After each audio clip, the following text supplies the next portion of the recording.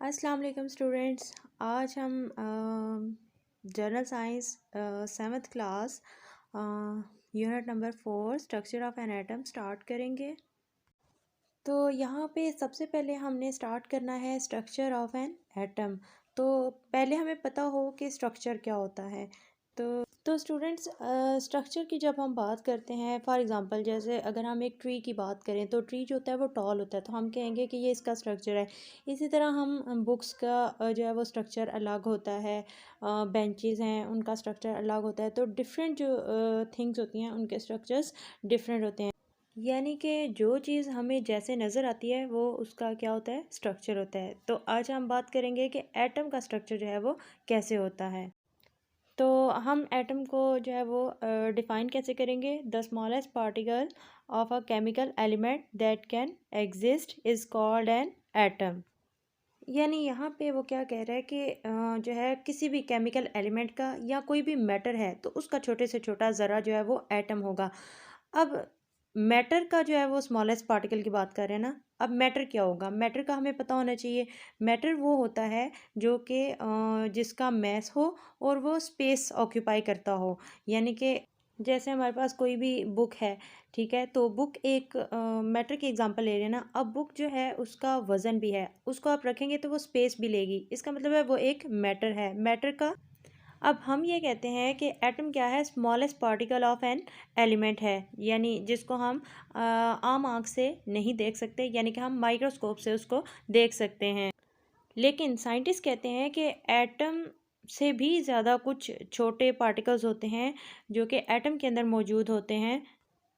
और वो कौन कौन से हैं, वो हैं जी हमारे पास इलेक्ट्रॉन, प्रोटॉन एंड न्यूट्रॉन। आपको एक और सिंपल डायग्राम दिखाती हूँ, ये देखें सामने स्क्रीन पे। अब आप देखें कि ये हमारे पास एटम है, ठीक है। एटम के अंदर जो है वो एक न्यूक्लियस है, ठीक है। और न्यूक्लियस के अंदर जो है वो प्रोटॉन्स और न्यूट्रॉन्स मौजूद हैं। और न्यूक्लियस के बाहर जो है जिस पे नेगेटिव चार्ज होगा वो होंगे इलेक्ट्रॉन्स। अब यहाँ पे हमें ये पता चल गया कि एक एटम है, एटम के अंदर सेंटर में एक न्यूक्लियस मौजूद होता है, ठीक है, ये जो ग्रीन कलर में आपको नज़र आ रहा है। और न्यूक्लियस के अंदर जो है वो प्रोटॉन्स और न्यूट्रॉन्स प्रेजेंट होते हैं। और न्यूक्लियस के इर्द गिर्द जो रिवॉल्व करते हैं सर्कल में वो हैं इलेक्ट्रॉन्स। ठीक हो गया। तो हम यहाँ पे अब कह सकते हैं कि atom consist of two parts. और कौन कौन से टू पार्ट्स हैं, एक तो हो गया इसका जो सेंटर में है न्यूक्लियस, और सेकंड इसका ऑर्बिटिंग इलेक्ट्रॉन्स। और न्यूक्लियस के बारे में हमने पढ़ लिया कि nucleus contain protons and neutrons, और इलेक्ट्रॉन्स जो हैं वो न्यूक्लियस के अराउंड रिवॉल्व करते रहते हैं। अब यहाँ पे अगर हम चार्जेस की बात करें तो न्यूक्लियस के अंदर जो प्रोटॉन होता है वो पॉजिटिवली चार्ज होता है, उसके ऊपर पॉजिटिव ये आपको नज़र आ रहा है, ठीक है, प्रोटॉन्स ऑरेंज कलर में। और न्यूट्रॉन जो हैं वो अनचार्ज पार्टिकल्स हैं, यानी न्यूट्रॉन्स पे कोई चार्ज नहीं होता, ना पॉजिटिव ना ही नेगेटिव।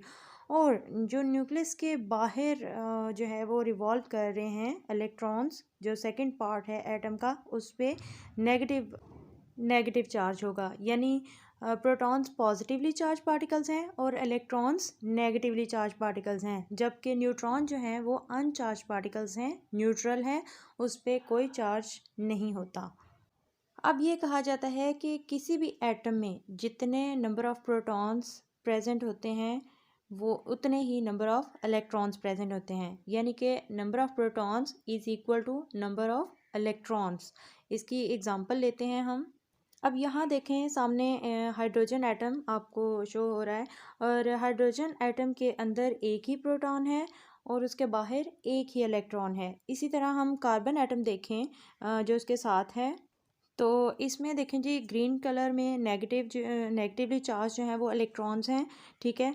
और छः अगर प्रोटॉन्स हैं तो छः ही इलेक्ट्रॉन होंगे, आप काउंट कर लें, ठीक है। कार्बन एटम में उसके अंदर छः प्रोटॉन्स हैं और छः ही इलेक्ट्रॉन्स होंगे बाहर, उसके रिवॉल्व कर रहे होंगे न्यूक्लियस के इर्द गिर्द।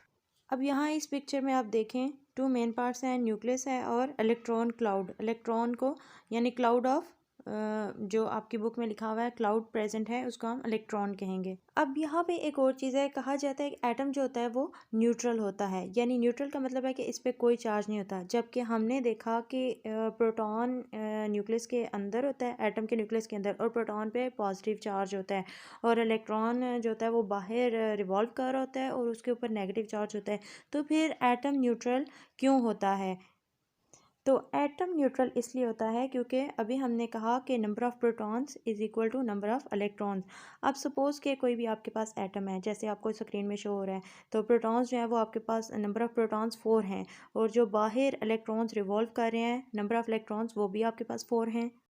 और प्रोटॉन्स जो है वो पॉजिटिवली चार्ज पार्टिकल्स हैं, और जो इलेक्ट्रॉन्स हैं वो नेगेटिवली चार्ज पार्टिकल्स हैं, और हैं भी इक्वल।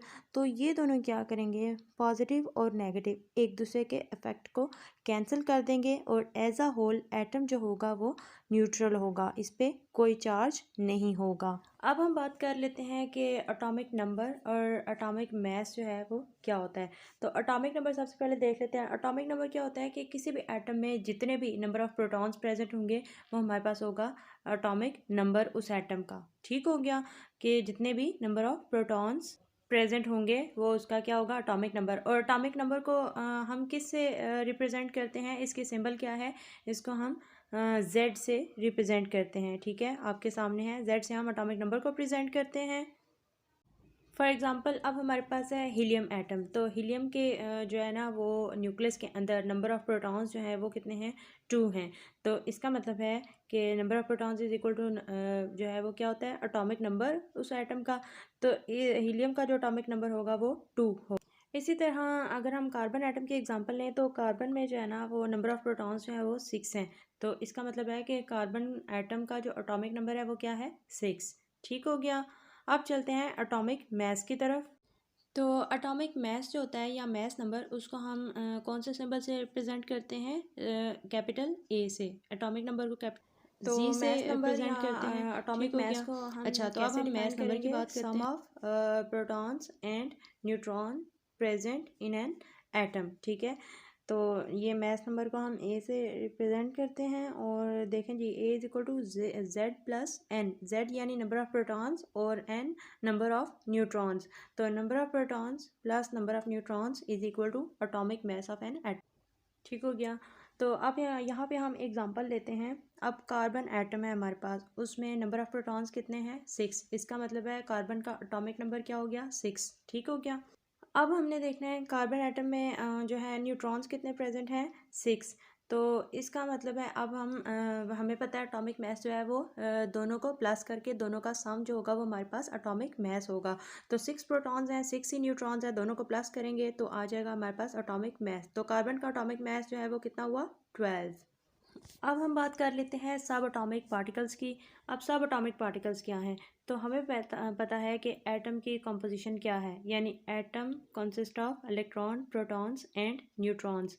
तो इन तीनों चीज़ों से मिलकर एटम बना है, तो हम इनको कहेंगे सब एटॉमिक पार्टिकल्स। ठीक हो गया, इलेक्ट्रॉन, प्रोटॉन, न्यूट्रॉन्स, ये हमारे पास हो गए सब एटॉमिक पार्टिकल्स। अब हम बात कर लेते हैं कि शेल क्या होता है। तो शेल क्या होता है, the fixed path in which electrons revolve around the nucleus.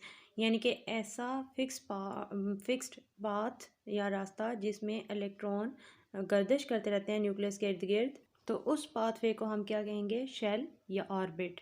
ठीक हो गया, शेल या ऑर्बिट भी क्लियर हो गया। अब लास्ट पे अगर हम एटम के साइज़ की बात करें, तो आपकी बुक में दिया हुआ है कि एटम का जो साइज़ है वो है जी 10⁻⁻10 मीटर। यानी कि ये इतना स्मॉल होता है, इतना स्मॉल होता है कि एक ह्यूमन हेयर की विड्थ ले लें अगर हम, तो width is composed of million of atoms. तो इतना स्मॉल जो होता है वो एटम होता है। तो स्टूडेंट्स, आज हमने स्ट्रक्चर ऑफ एटम डिस्कस किया, और उसमें हमने बताया कि nucleus consist of protons, neutrons, और फिर हमने कहा इलेक्ट्रॉन 2 पार्ट्स हैं इसके, न्यूक्लियस और इलेक्ट्रॉन्स। ठीक हो गया। फिर हमने चार्जेस की बात की कि प्रोटॉन्स पे पॉजिटिव चार्ज होता है और इलेक्ट्रॉन्स पे नेगेटिव, न्यूट्रॉन्स पे कोई चार्ज नहीं होता और as a whole atom neutral होता है। फिर हमने एटॉमिक नंबर की बात की। एटॉमिक नंबर को हम सिंबल कैपिटल Z से प्रेजेंट करते हैं और वो number of protons is equal to number of protons होते हैं। फिर हमने एटॉमिक मास की बात की थी जिसको हम कैपिटल A से प्रेजेंट करते हैं और एटॉमिक मास जो होता है वो किसके इक्वल होता है, number of protons plus number of neutrons, तो वो आपके पास आ जाएगा एटॉमिक मास। तो ये था। फिर हमने साथ ही शेल्स की बात की थी, ठीक हो गया। फिर हमने साइज ऑफ एन एटम उसकी हमने बात की, ठीक हो गया। फिर हमने कंपेयर किया, ह्यूमन हेयर की बात की। तो ये छोटी छोटी चीज़ें भी MCQs के लिए इम्पॉर्टेंट हैं, तो ये आप लोगों ने कर लेनी है। बेसिक कंसेप्ट्स हैं, इम्पॉर्टेंट हैं, ठीक। तो आई होप कि आज का लेक्चर आप लोगों को बहुत अच्छी तरह समझ आ गया होगा। तो जो भी आपको प्रॉब्लम हो आप कमेंट्स में पूछ सकते हैं। तो मिलते हैं नेक्स्ट लेक्चर में। अल्लाह हाफिज़।